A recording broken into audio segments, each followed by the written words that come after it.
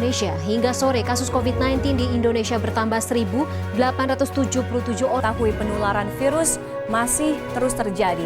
Hingga Senin siang pukul 12. Dan sekarang kita update terlebih dahulu perkembangan kasus COVID-19 di Indonesia. Jumlah kasus terkonfirmasi positif COVID-19 masih terus bertambah. Bismillahirrahmanirrahim. Assalamualaikum warahmatullahi wabarakatuh. Salam sejahtera bagi kita semua. Om Swastiastu, Namo Buddhaya, Salam Kebajikan. Bapak, Ibu, dan saudara-saudara sebangsa dan setanah air.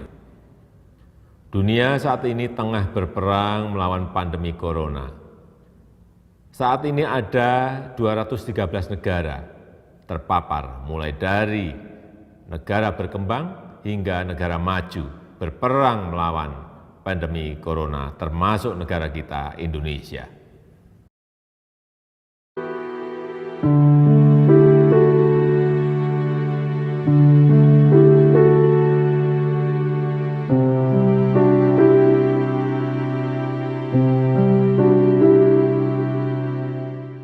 Kembali bersama saya Dr. Royman Simanjuntak, spesialis bedah torak, kardio, dan vaskuler. Kali ini saya akan membahas sebuah topik yang sangat menarik dan lagi hot pada belakangan ini. Kita ketahui bahwa semenjak COVID-19, pandemi COVID-19 diketahui di Wuhan di tahun 2019, sampai saat ini sudah hampir 1 tahun kita mengalami pandemi COVID-19. Banyak hal yang berubah di dalam kehidupan kita, yang biasanya kita bisa bebas kemana-mana. Saat ini kita harus menjaga dengan proteksi diri, dengan masker, jaga jarak, dan juga cuci tangan. Dan yang belakangan ini juga ditambahkan bukan hanya 3M, tapi juga 5M, artinya menghindari kerumunan dan juga aktivitas di luar yang bisa bertemu dengan berinteraksi dengan banyak orang. Pada kali ini saya akan membahas satu topik, yaitu apa hubungan COVID-19 dengan penyakit kardiocerebrovaskuler yang menurut banyak orang menjadi penyebab kematian utama pada saat ini. Apakah ada hubungan antara jantung dengan COVID-19? Ini pertanyaan yang sedang kita akan bahas. Kita ketahui coronavirus disease 2019 atau kita sebut COVID-19 disebabkan oleh infeksi dari virus SARS-CoV-2 yang telah menjadi pandemi di dunia. COVID-19 sebelumnya dipikirkan sebagai sebuah penyakit yang menyerang sistem pernafasan saja.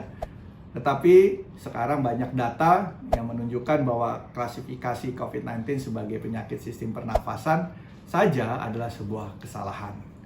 COVID-19 ditemukan memiliki banyak manifestasi, baik pada sistem kardiovaskuler, saraf, dan juga dapat mengakibatkan kondisi hiperkoagulasi.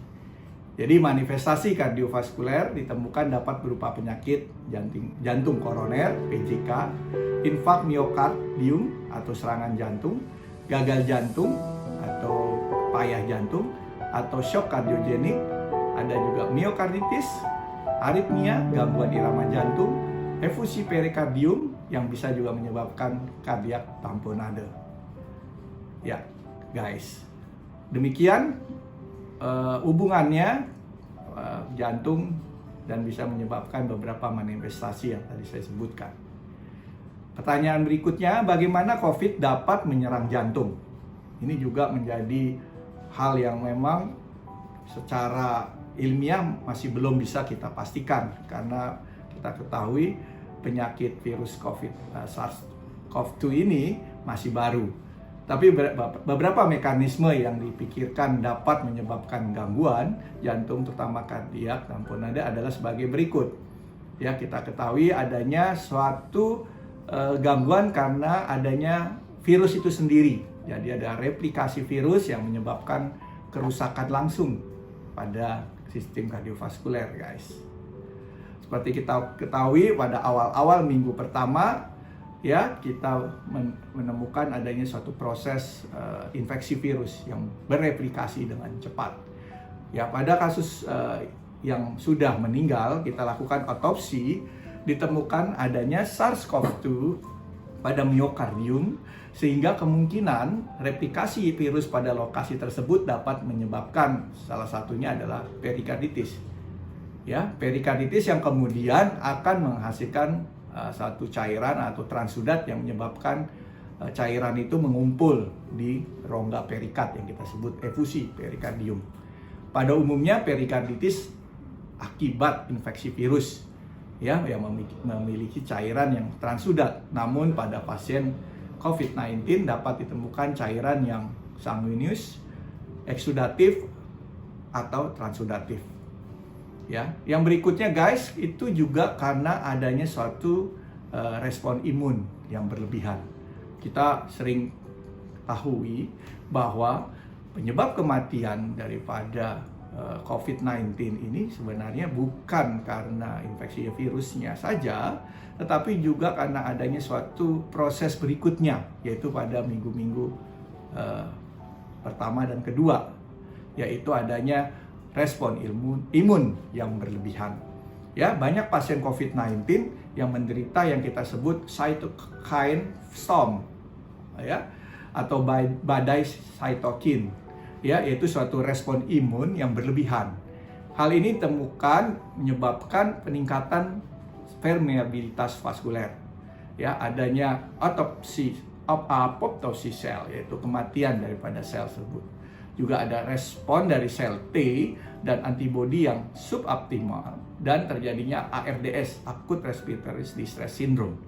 Jadi mekanisme dan dampak cytokine storm terhadap jantung belum diketahui secara pasti. Namun pada beberapa pasien ditemukan peningkatan cardiac marker, sehingga dipikirkan bahwa cytokine storm dapat menyebabkan inflamasi pada jantung dan perikardium juga. Yang berikutnya kita bisa mengetahui bahwa adanya suatu proses yang kita sebut hipoksia berat dan gangguan sistemik. Ya, saya ingin menyinggung sedikit mengenai hipoksia. Ya, banyak sekarang pasien-pasien yang segar bugar, yang tidak merasakan sesuatu apapun, tetapi kalau kita periksa oksigen di dalam darahnya dengan analisa gas darah atau dengan pulse oximeter, kita bisa menemukan adanya satu hipoksia atau kekurangan oksigen berat, ya, yang akan diakibatkan oleh adanya kerusakan paru yang akut dan beberapa komplikasi sistemik yang disebabkan oleh virus yang menghasilkan stres oksidatif dan mencederai juga jantung sekunder. Akibatnya meningkatkan kebutuhan oksigen pada miokard. Ya, seperti kita ketahui, apapun sih pada prinsipnya semua infeksi akan menyebabkan sebuah proses di dalam tubuh yang membuat otot jantung itu, salah satunya kalau kita ngomong jantung, meningkat kebutuhan oksigennya, tetapi suplainya yang terbatas atau berkurang drastis karena hipoksia tersebut. Yang berikutnya karena adanya jejas miokardium, ya, dan miokarditis guys. Ya, mekanisme jejas miokardium disebabkan oleh COVID memang belum sepenuhnya guys dipahami. Ya, jejas miokardium mungkin diakibatkan oleh infeksi tadi, miokarditis viral tadi atau virus tadi, dan atau proses iskemia tadi karena kebutuhan oksigen meningkat tetapi suplainya yang berkurang.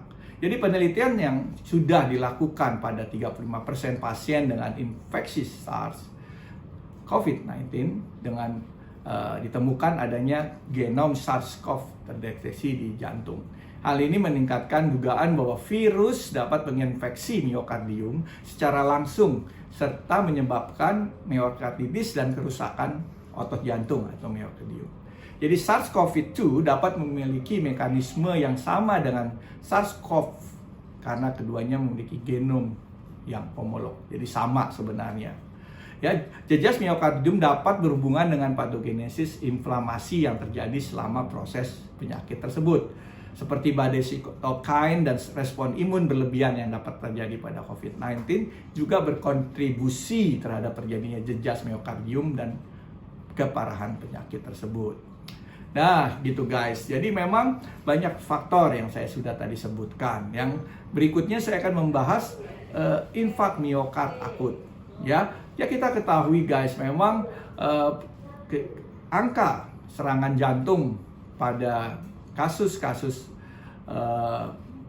COVID normal sajalah, bukan pada COVID-19 juga sudah meningkat ya.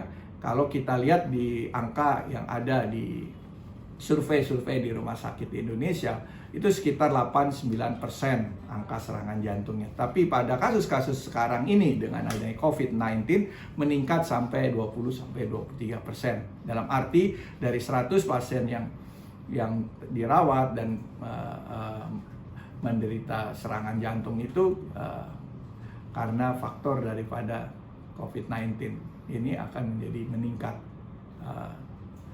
hampir 3 kali lipat. Ya, jadi keterlibatan koroner atau infak miokard dapat terjadi pada COVID-19 dengan berbagai mekanisme, guys. Ya, kalau kita ketahui pada sel endotel vaskuler ada reseptor ACE2 ya, yang dapat menyebabkan infeksi virus secara langsung ya.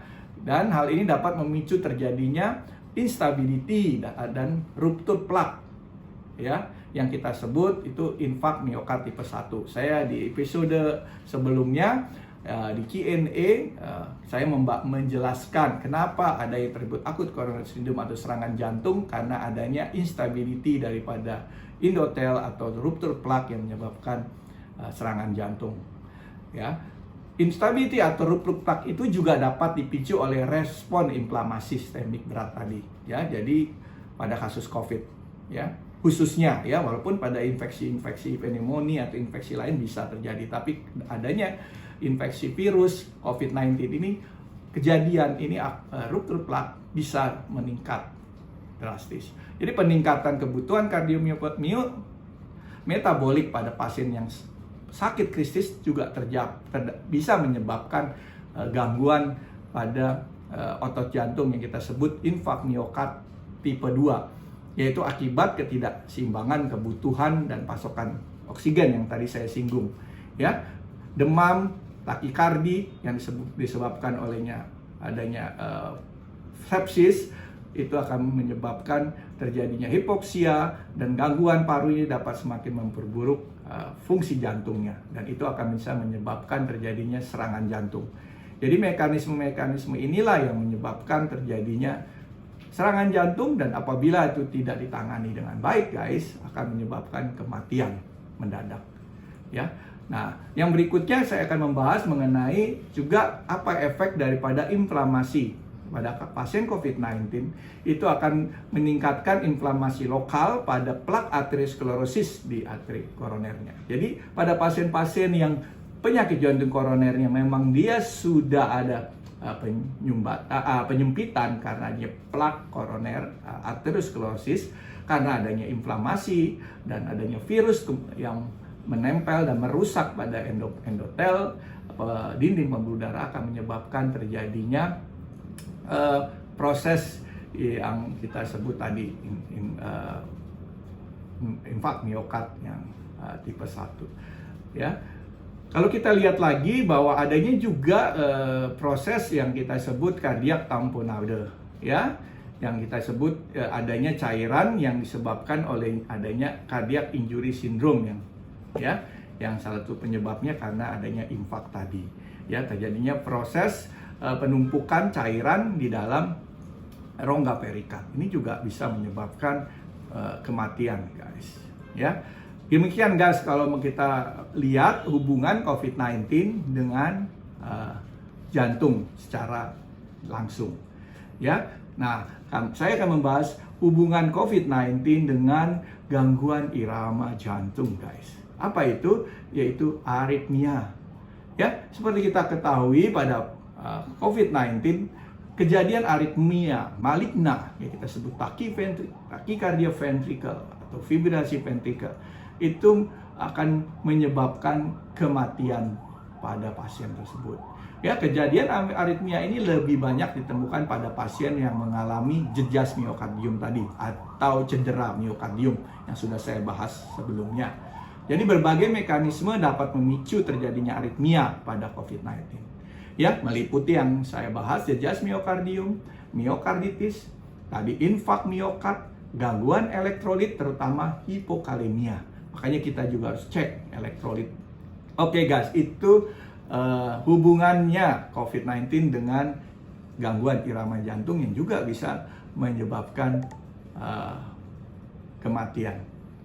Oke, yang berikutnya, kalau kita melihat tadi, adanya gangguan tadi, infak miokard akut, adanya gangguan irama jantung, adanya koagulopati, itu akan bisa juga menyebabkan terjadinya gagal jantung akut yang suatu manifestasi yang primer pada COVID-19. Pada studi yang mengatakan bahwa 191 pasien terkonfirmasi COVID-19 menemukan gagal jantung akut terjadi pada 23% pasien dan meningkatkan mortality guys.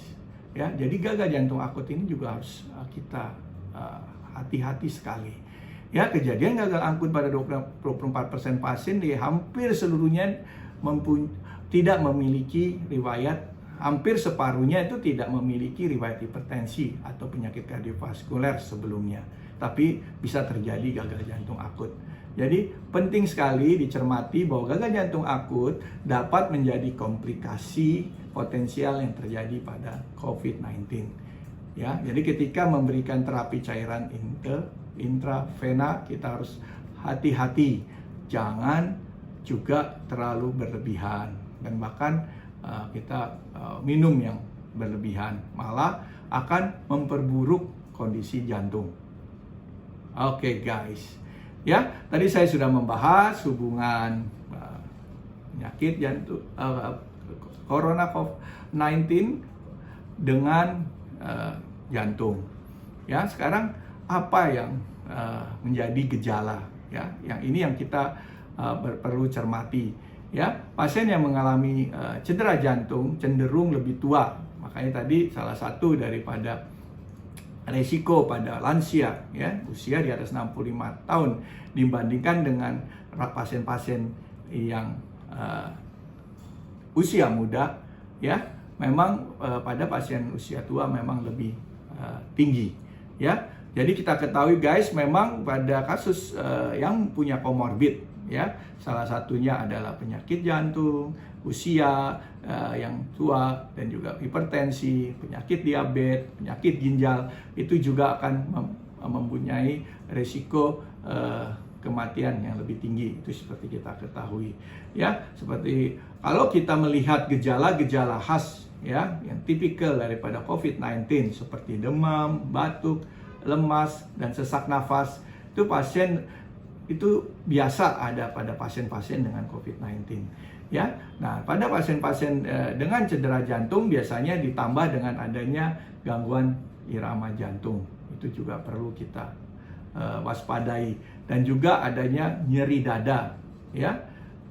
Walaupun kita sekarang belum dengan jelas mengetahui keluhan itu, kadang-kadang kita tidak menemukan. Tapi kalau ada takikardi, nyeri dada, kita harus hati-hati adanya satu gangguan di jantung, guys. Ya, kita bisa melakukan screening. Biasanya pasien datang ke rumah sakit, ke UGD, dia akan dilakukan pemeriksaan elektrokardiogram, yaitu EKG jantung atau listrik jantung. Kita akan bisa melihat adanya satu perubahan EKG yang khas, yang karakteristik, ya, yang bisa membedakan bahwa ini ada gangguan jantung yang disebabkan oleh adanya infeksi atau COVID-19.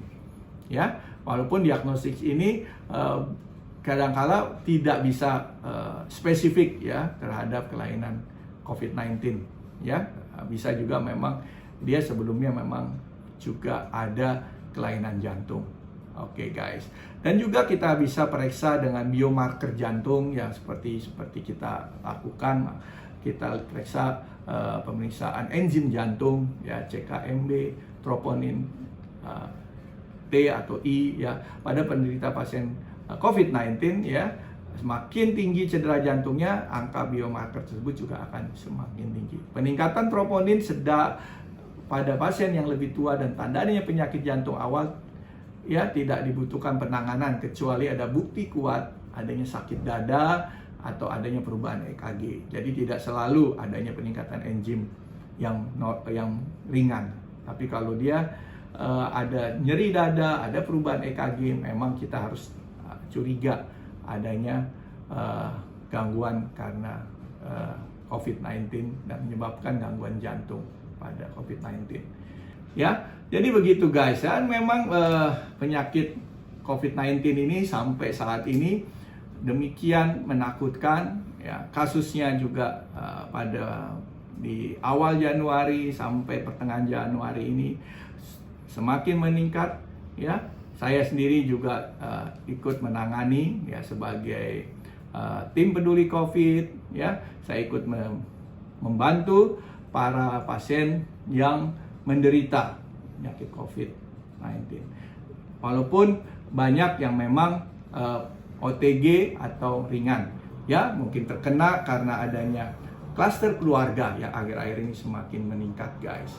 Jadi saya sebagai dokter turut menganjurkan kepada para pemirsa ya untuk hati-hati dengan berinteraksi, ya. Tidak cukup dengan masker, tidak cukup dengan mencuci tangan atau menjaga jarak saja, tapi kita harus juga menghindari ya kumpul-kumpul ya di kerumunan ataupun acara-acara keluarga. Kalaupun bertemu dengan keluarga atau bertemu dengan teman, sebaiknya masker tidak dibuka, ya. Tetap pakai masker, jaga jarak, guys.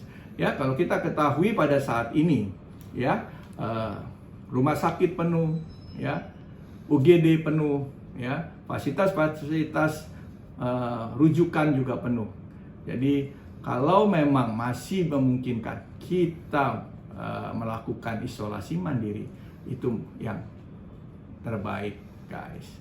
Nah, yang terakhir saya akan membahas ya bagaimana ya prognosis pasien yang terinfeksi COVID-19 yang menyerang jantung. Itu juga banyak bertanya kepada saya, dok, kalau saya sudah kena COVID-19 dan ada penyakit kardiovaskuler, ya bagaimana ke depannya? Ya, dengan berat hati saya mengatakan memang saat ini kita melihat bahwa efek daripada COVID-19 itu cenderung lebih buruk bila dibandingkan mereka yang tidak terjangkit COVID-19, di mana tingkat mortality pasien dengan penyakit kardiovaskuler yang terjangkit COVID-19 mencapai sebanyak 10%. Ya, jadi bagaimana guys? Memang bagaimana kalau kita perlu melakukan tindakan-tindakan yang terinfeksi COVID-19.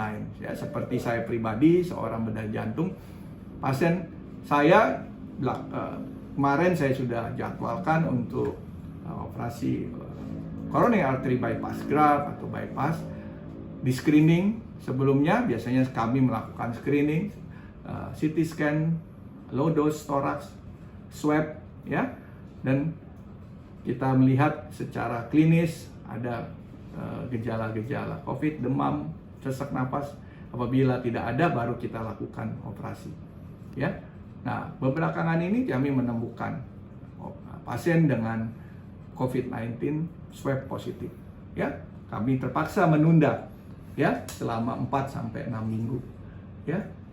Tapi dengan catatan menunda itu pun mempunyai risiko karena biasanya kondisi pasien itu dengan penyempitan pembuluh darah yang berat. Jadi sewaktu-waktu bisa akan terjadi serangan jantung. Jadi kita anjurkan untuk tetap makan obat, monitor, ya, dan kita akan operasi tetap sambil menunggu kondisi pasien membaik. Biasanya kita bisa sampai 8-10 minggu kalau pasien itu mempunyai komorbid seperti diabetes, gangguan kekebalan tubuh atau imun, atau yang pasien memang masih dalam perawatan. Kalau pasien OTG ya mungkin kita bisa percepat 4-6 minggu. Ya, kira-kira begitu guys protapnya. Ya, jadi kalau pasien itu harus melakukan tindakan-tindakan seperti operasi bypass, pemasangan cincin atau ring, kita harus pastikan dulu bahwa kondisi pasien itu cukup aman untuk lakukan tindakan, karena resiko terjadinya komplikasi ataupun efek daripada COVID-19 itu terhadap kardiovaskuler harus benar-benar kita ketahui dan kita jaga. Jangan sampai mengalami masalah setelah tindakan. Baik guys, terima kasih atas perhatiannya. Kami berdoa supaya kita semua tetap sehat. Kalau ada yang mengalami penyakit jantung atau mempunyai resiko-resiko tinggi seperti di tayangan-tayangan di YouTube channel saya yang sebelum-sebelumnya, mohon Anda hati-hati, hindari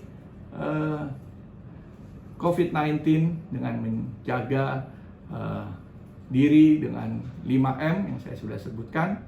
Jaga jarak, pakai masker, cuci tangan, hindari interaksi dengan banyak orang, dan hindari kerumunan.